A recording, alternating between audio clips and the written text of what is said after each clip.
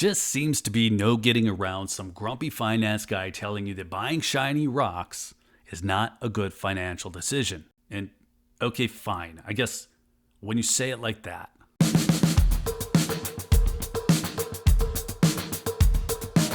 Dave Ramsey thinks buying gold is dumb. He says it's a complete waste of money. It has a crummy track record as an investment, and all you're buying is fear. Now, this isn't something that he said in a one-off fit. It's something he says consistently. If you call into his show, something I've been tempted to do more than once, I'm sure he'll tell you again that he doesn't buy gold, and neither should you. And we're going to get into all of that, but first a quick shout out to channel sponsor Summit Metals. If you're looking for gold and silver, they've got you covered. If you're looking to sell gold and silver, they can help you there too. SummitMetals.com. Be sure to tell them Dave Ramsey sent you. Okay, if Dave Ramsey thinks buying gold is such a bad idea, why are so many people doing it? The Perth Mint gold sales more than doubled this past month in February, jumping 131% month over month. Now, Chinese New Year was February 16th. That might have played a part in monthly gains, but sales were also up 168% year over year. Now, something extremely interesting is buried here. We're talking about gold coins. It's not about silver. Silver only gained 11.7%, and large institutional buyers typically aren't buying 1 ounce gold coins.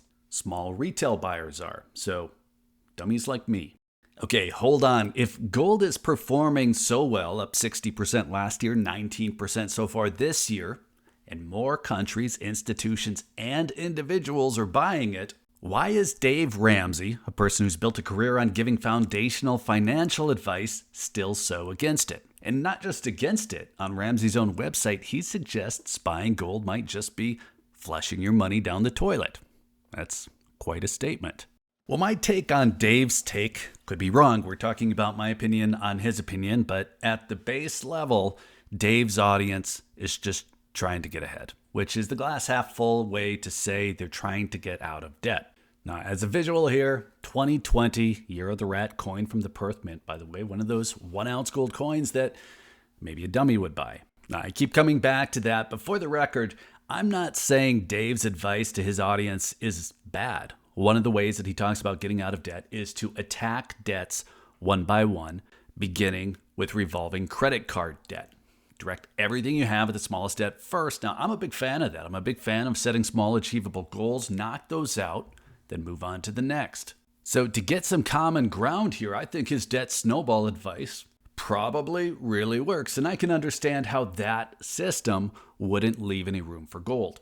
Why not, though? Gold is saving, and financial advisors and influencers like Dave still recommend saving, right? Well, yes and yes, but there are liquidity considerations really for all buyers, and there are specific plans and behaviors that are going to introduce additional factors, meaning you can save and still be a dummy.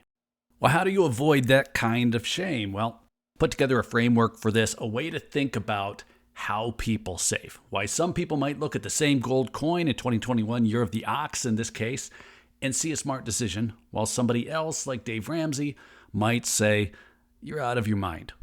We can call this the SLIM matrix: safe, loser, idiot, moron. This is a simple grid with two variables, liquidity and allocation, and your decisions determine what quadrant you fall into. So on one axis, you have liquidity, how easy it is to exit your gold and walk away with spendable cash. And then on the other, you have allocation. So how much of your net worth you put into it. And then depending on where you land, buying gold might be perfectly reasonable and safe, or according to Dave, it might make you a dummy. Or more specifically, a loser, an idiot, or a moron. So let's look at the matrix. On the horizontal axis, we have your allocation to gold or silver. I'm showing gold, but the idea is the same. Now, on the left, you would have no gold. On the right, you'd be all in. 100% of your net worth in gold. Now, somebody with an ounce or 2 or 3 probably falls on the left half, but of course, 1 or 2 ounces doesn't mean the same thing for everybody. So for this matrix, we're going to talk in terms of percentages. We're going to set the bisecting line at 10% of your investable net worth in gold, because that's a recommendation that floats around. Less than that, you're on the left. More than that, you're on the right. So this axis is really about concentration. How much of your financial life is tied up in gold? And then on the vertical axis, we're really just talking about liquidity here. So how easy it is to exit your gold. These 1 ounce, 24 karat gold buffaloes would be extremely easy to sell. We just found out American Silver Eagles, same thing, very liquid. Perth Mint Lunars, still relatively easy to sell, just a little bit less so. And then the bottom would be things that maybe you really like, or you got at a discount, but just simply aren't as popular. Now, I'm not making this to lecture anyone on what to buy. I personally really like the Lunar series. The 2022 Lunar Tiger, it's one of my favorites. But my local shops will always be willing to buy my buffaloes over something like this. Now, the point is not don't buy Perth Mint Lunars. The point is that liquidity still matters. Dave's lectures become a lot more relevant if you either don't have an exit plan or you just really haven't thought about how that exit works. Because at that point, you're not really saving anymore. You're just collecting things. Shiny yellow rocks, as he puts it. So if we put ourselves in Dave's world, or really just look at things through a traditional practical lens, if we were to buy highly liquid gold or silver, say buffaloes or eagles, or if we're being really practical, gold ETFs or equities, and that is less than 10% of our net worth, we're probably in the safe quadrant. I think it would be hard for somebody like Dave to call you a dummy of any kind. Now, he says gold isn't saving, it's speculating, and here I am showing a rabbit. This 2023 year of the rabbit coin is not meant to be symbolic of anything. I don't think luck is a big factor in gold. This just turned out to be a convenient way to answer the question of whether I'm still collecting lunars. But if you go out and buy a reasonable amount of gold and you ignore liquidity entirely, just ignore how you would eventually exit, you're missing a very practical part of the plan. How to turn that gold back into everyday money. Everyday money meaning something you can pay the bills with. Now, even if you don't have your life savings tied up in that decision, it's a little impulsive. And that's coming from somebody who is a big fan of gold. And as you can see from the 2024 year of the Dragon coin, also somebody who's a little bit of a fan of collecting. Now, somebody who isn't a fan of gold, thinks it's a lousy investment, says you might be flushing your money down the toilet, might look at that same decision and call you a loser. Does that make it right? Probably not, but we're trying to keep an open mind here.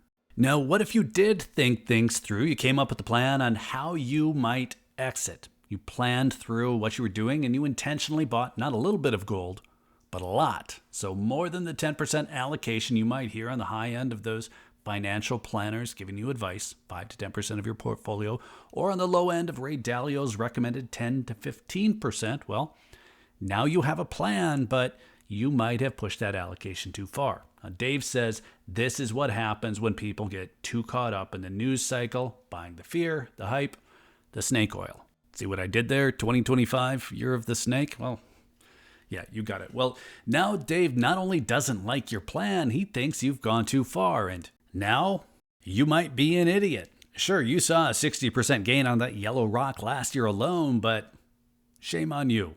Okay, let's slow this down. Real Dave Ramsey is not calling you a loser, an idiot, or worse. We joke here, but there is something to this last quadrant that I think all of us should at least consider.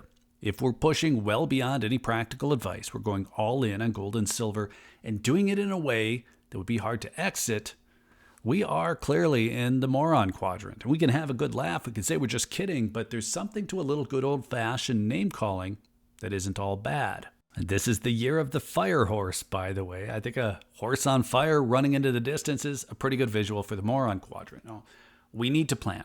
I've tried to say that from my very first video on this platform. I've experienced what it's like to try to sell something local dealers just don't want.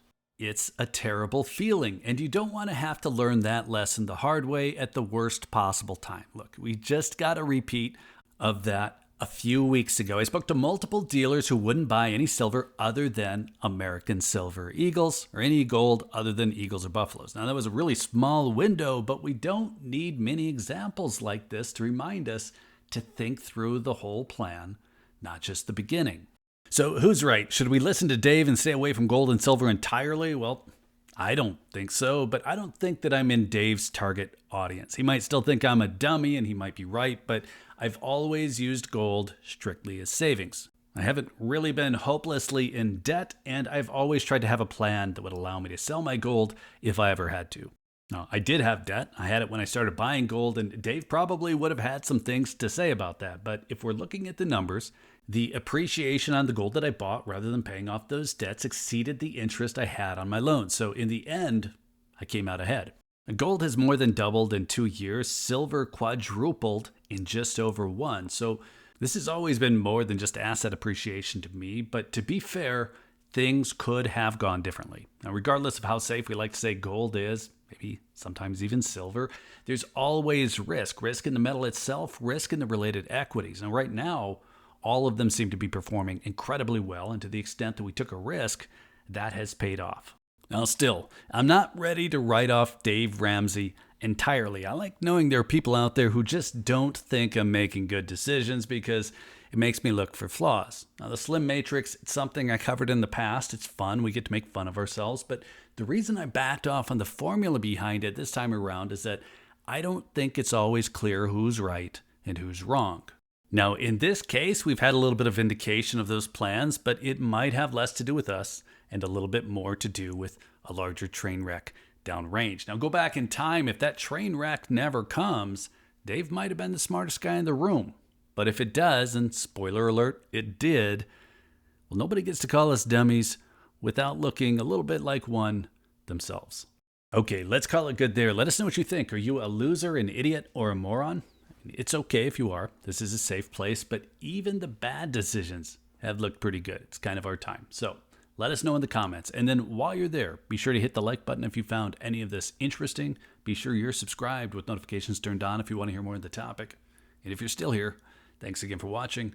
I always appreciate your time. Take care.